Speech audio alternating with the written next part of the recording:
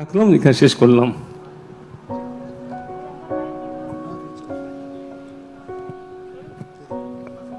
Polytechnic কলেজটা যখন তৈরি হবে, আমি চাই এখান থেকে সব স্কিল ট্রেনিং ছেলে মেয়েরা, তাতে কী হবে, তারা ভবিষ্যতে চাকরি বাকরি পাবে।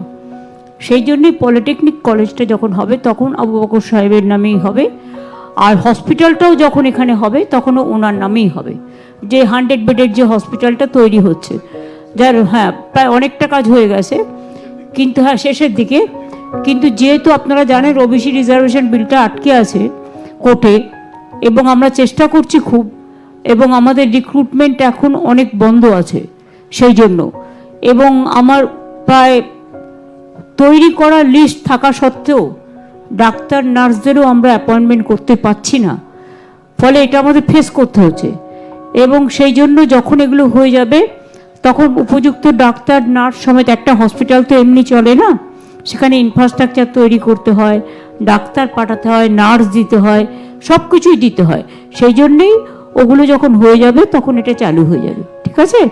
এবং হসপিটাল এবং পলিটেকনিক কলেজ যখন হবে, হসপিটাল তো প্রায় হবার মুখে, সুতরাং ওটাও নামকরণ হবে। আমি ডিএমকে বলে গেলাম মুক্তাকে যে আবু বকর সাহেবের নামেই করে দেওয়ার জন্য।